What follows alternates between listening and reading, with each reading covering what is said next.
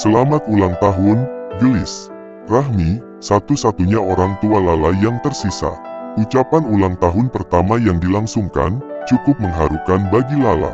Terima kasih, Ibu. Lala berangkat ya. Wanita dengan tinggi 172 itu memiliki berat badan 61 kg, berat 38 dan pinggul bak gitar, bentuk wajah oval dan rambut lurus panjang yang lebih sering disirkam.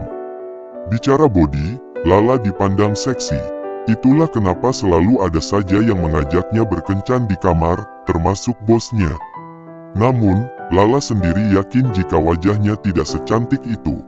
Mungkin juga itu yang membuat Skyrain hanya mengajaknya berkencan satu malam saja, selepasnya akan dihempas.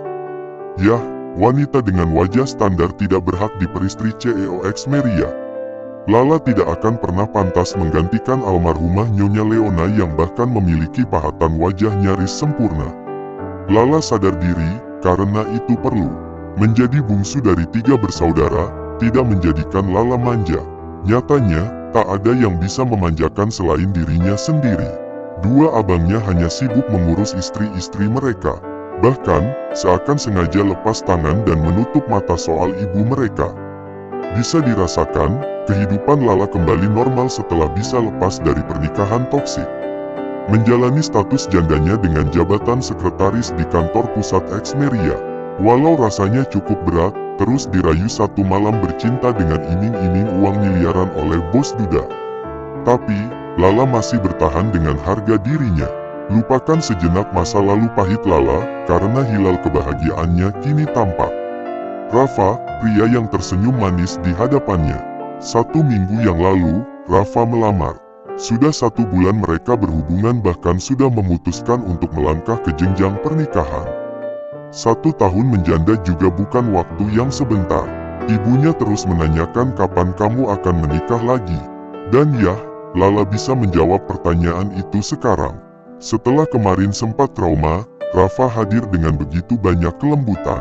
Mereka teman masa kecil, itulah yang membuat Lala berani menjatuhkan diri pada lelaki tinggi itu. Rafa bahkan rela menunggu janda seorang Lala. Rafa juga tak bisa menikah dengan wanita lain karena masih begitu tulus pada Lala yang pernah menjadi cinta pertamanya. Akhirnya, takdir kini mempertemukan mereka kembali dan alhamdulillah dengan status yang sama-sama masih sendiri.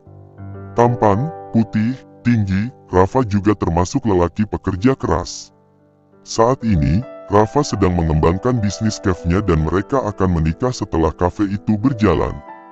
Silahkan, Tuan Putri. Rafa mempersilahkan Lala masuk setelah membukakan pintu mobil. Lala tersanjung, sebelumnya Harry tak pernah memperlakukan dirinya dengan cara seperti ini. Harry hanya bisa marah-marah dan sering melakukan kekerasan. Berbeda sekali dengan Rafa, lelaki yang lemah lembut, murah senyum, bersuara merdu. Setiap hari Lala dibuat semakin cinta karena perlakuan tunangannya tersebut. Seperti biasanya, Lala duduk di jok penumpang bagian depan. Rafa yang menyetir, setelah menarik sabuk pengaman kekasihnya yang seksi. Mobil melaju lumayan kencang, Rafa berusaha menghindari macet, walau masih cukup pagi karena Lala tak boleh terlambat meski hanya 1 detik. Tidurnya nyenyak. Rafa melirik Lala yang sudah mulai berkutat dengan laptop. Lumayan, Lala memberikan senyum walau sekilas mata melirik, tapi bisa terlihat betapa Rafa peduli pada jawabannya. Memem, oh ya, Rafa menepuk-nepuk setir mobil, ia tampak gamang, tapi setelah beberapa saat ia mau berbicara. Uang yang kemarin aku bicarakan itu. Sontak, Lala menoleh, dia lupa kalau Rafa sempat meminjam uang. Sudah aku transfer kok, kamu nggak ada ngecek ya? Oh. Rafa tertawa sekilas, mungkin tak enak membicarakan soal uang. Udah, Lala mengangguk. Udah, dari semalam aku kirim uangnya. Kan baru sore tadi bisa aku gadai jam tangannya. Terima kasih ya, sayang. Rafa tersenyum, lalu mengusap kepala kekasihnya. Sama-sama, Rafa. Semoga usahanya sukses ya. Rafa lalu menurunkan tangan, ia beralih meraih tangan Lala. Boleh kiss bibir kamu, ini aja. Lala memberikan kiss bibir lewat tangannya. Mereka berkomitmen untuk pacaran sehat sampai tiba waktunya halal. Kamu cute banget sih. Rafa memang semanis itu, selalu ada saja perkataan yang membuat pipi Lala kian merona. Terlambat lagi, lah, Sky sambut dingin Lala seperti biasanya. Lelaki itu berdiri di sisi meja kerja sekretarisnya. Jangan potong gaji saya, Pak. Lala membungkuk ngos-ngosan. Sudah berlari padahal, tapi tetap saja terlambat. Entah Sky yang terlalu pagi atau Lala yang selalu datang lebih siang. Lala sempat menilik jam di ponselnya.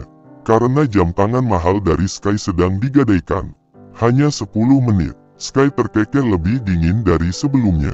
Walau, yah, Lala akui, ekspresi congkak duda yang bahkan sudah memiliki menantu itu masih begitu tampan di mata normalnya sebagai seorang perempuan. Kau tahu, aku menghasilkan triliunan uang hanya dengan 10 menit yang kau sia-sia dengan entengnya. Sombong Sky, saya percaya. Lala ingin memutar bola matanya, tapi urung karena Sky akan memotong gajinya jika begitu. Lala duduk di kursi kerja setelah sang bos meluyur masuk ke ruang CEO. Baru saja mendaratkan pantat, mata Lala disuguhi kotak perhiasan berbentuk persegi panjang. Ini tidak asing, Lala sering mendapatkan buangan barang branded. Biasanya, putri gadis Sky yang baru kemarin dinikahi seorang ustadz membuang barang-barang setelah bosan dipakai saking kayanya mereka. Kembali Lala bangkit, lalu masuk ke dalam ruangan bosnya. Sebelum Sky menatap dirinya, dia sudah lebih dulu menyengir. Ini apa, Pak? Ditunjukkannya kotak persegi panjang itu pada Sky. Memastikan, apakah kotak berisi kalung ini untuk Lala, atau bukan? Sky terdengar berdeham. Lihat, bahkan Sky tak ada sedikit pun memandang Lala yang sudah cukup penasaran dengan jawabannya. Ini untuk saya, Pak. Ulang Lala. Sky menggeram kecil. Alice bilang kalung itu suruh dibuang. Aku pikir daripada membuangnya, lebih baik untukmu. Seketika, Lala mengembangkan senyuman manisnya. Tidak salah jika dia bertahan di sisi bos arogannya, setidaknya putri Sky sering membuang barang-barang mahal. Terima kasih, Pak. Ini sangat cantik. Semoga Nona Alice diberikan panjang umur. Tak berapa lama, Lala meredup senyum ketika Sky menatapnya dengan dingin. Sekarang kerja, atau aku akan meminta imbalan atas kalung itu, kata Sky yang sontak membuat Lala terhuyung mundur tak sengaja. Imbalan, Lala menciut. Sekelas lelaki seperti Sky ini, imbalannya pasti masih berbau dengan ranjang kan. Bos kapan sih jujur, kalau bos suka sama Lala ham? Dominic lelaki yang berdiri di depan meja kerja Sky Rain. Dominic yakin, kalung yang Sky berikan pada Lala bukan buangan Alice. Tapi, sengaja Sky pesan khusus untuk Lala. Sialnya, kenapa harus gengsi? Kalau bos mau sama tuh cewek, lamar dan nikahi. Sky baru mengangkat kepalanya, menatap pada Dominic yang sok tahu. Kau pikir aku akan mengkhianati Leona hanya karena Lala yang tidak seberapa cantik?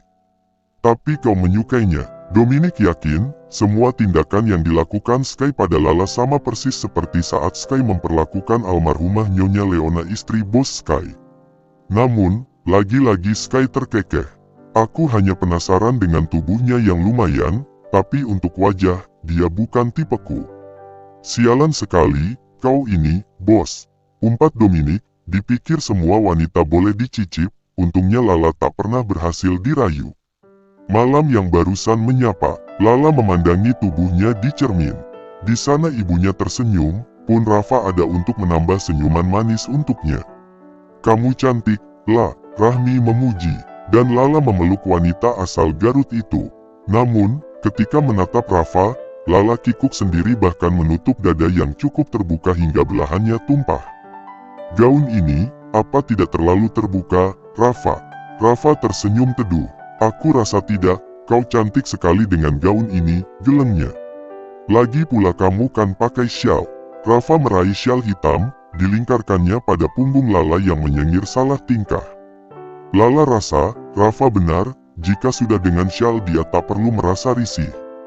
Gaun pilihan Rafa lumayan berkelas, cocok untuk makan malam bersama bosnya malam ini.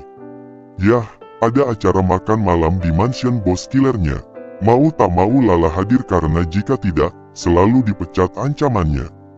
Aku antar kamu sebelum ke kafe. Lala mengangguk sambil tersenyum. Mereka pamit dengan Rahmi dan pergi ke rumah bos Sky sesuai agenda Lala hari ini. Sejauh ini, Rafa tak protes meski sering menyerukan kata cemburu pada bos yang lebih banyak menyita waktu Lala. Syukurlah, Rafa mengerti posisi. Malam hari yang ceria, rembulan terang melingkar di atas sana. Bintang pun ikut tampak sebagai penghias, angin berdesir tipis-tipis, menggoyang dedaunan di atas pot bunga-bunga Kamboja. Suasana makan malam outdoor sedang dibuat seromantis mungkin. Meja makan panjang itu, dan kursi klasik itu, tersusun dengan rapi dibungkus kain putih. Asap yang mengepul dari pemanggang, mulai mengeluarkan aroma barbecue. Puluhan pelayan berbusana khas hitam dan putih tampak sibuk seluruhnya. Tak ayal, Sky Rain mengundang cukup banyak keluarganya. Sebenarnya, seluruh anggota keluarga Rain juga paham betul, jika acara ini selalu diadakan setiap Tante Lala berulang tahun. Namun, seorang Sky terlalu gengsi jika acara makan malam ini disebut untuk merayakan hari lahir sekretarisnya. Pandangan Sky yang semula tak tentu arah, kini tertuju hanya pada satu wanita. Di mana, Lala datang dengan gaun hitam pilihannya. Sebelumnya, Lala sangat seksi dengan gaun merah lembut yang terbuka. Gaun yang Sky bilang mirip gaun wanita penghibur. Seumur Sky mengenal Lala, Sky tak pernah melihat Lala memakai gaun yang terlalu terbuka. Entah ide dari mana yang pasti Sky tak suka dengan gaun sebelumnya. Dari saku celana, tangan Sky beralih meraba dada bidangnya. Jantungnya selalu berdebar kencang saat melihat kecantikan yang masih di bawah standar seorang Lala. Sejenak Sky mengingat percakapannya dengan Lala 2 bulan lalu. Saat dia kembali iseng mengajak Lala tidur bersama. Apa yang membuat pas Sky terus mengajakku bercinta? Tukas Lala kala itu dengan nada yang cukup ketus seolah tak takut dipecat. Karena aku ingin, enteng saja Sky menaikkan bahu yang tegap. Lagi pula bayaran kencan 1 miliar tidak sedikit, lah. Tapi untuk harga seorang wanita itu terlalu murah, Pak. Sergah Lala, kau mau berapa? Lala lalu terdiam sejenak. Pernikahan masih lebih mahal dari harga ratusan mobil yang pas Sky miliki. Menikahimu, Sky tertawa remeh. Kau bercanda, aku, Sky bahkan menunjuk ujung hidung sendiri. Menikahimu, saya tahu pas Sky tidak akan menganggap Lala pantas dinikahi. Jadi, stop menawarkan uang untuk one night stand. Tidak semua bisa dibeli dengan uang, pas Sky yang kaya. Lalu untuk apa kau di sini? Sela Sky, jelas karena saya butuh pekerjaan dan uang untuk pengobatan ibu saya. Sekilas Sky terkekeh, berarti uang yang kau butuhkan. Lalu kenapa menolak 1 miliar dariku? Uang dibutuhkan untuk menjaga harga diri, makanya saya di sini, bekerja sebagai sekretaris bukan wanita ranjang, pungkas Lala dan perdebatan benar-benar pungkas. Lamunan Sky kembali terbuyar oleh kedatangan seorang pria. Telah hadir seseorang yang mendekati Lala. Pria itu menyodorkan sehelai kain berwarna merah. Rafa, Sky mendengar Lala menyebut nama pria itu. Agaknya, lelaki yang baru Sky lihat. Syalmu ketinggalan di mobil, Bi. Sebuah syal yang seharusnya menutupi bagian dada dan punggung, syal yang dirancang khusus untuk gaun merah Lala ternyata tertinggal di mobil Rafa. Itulah kenapa Sky menyuruhnya mengganti dengan gaun baru beberapa saat yang lalu. Pantas, aku cari di tas tidak ada. Lala meraih sambil tersenyum. Yah. Senyum yang bagi Sky terlalu berlebihan untuk seorang Lala yang selalu menolak ajakan kencannya. Aku harus kembali ke kafe. Tampak, lelaki tampan itu pamit setelah memberikan syal dan Lala mengangguk mengizinkannya. Siapa dia, Tante? Alice, putri kesayangan Sky bertanya. Tentu saja semua orang termasuk Sky ikut penasaran karena baru kali ini, ada pria yang menyatroni Lala. Rafa, calon suami Tante Lala, Nona. WWHAT. Sky yang paling tersentak di antara keluarga lainnya. Lihat, gelas di atas meja sampai retak karena pukulan refleks Sky mengenai ujung meja.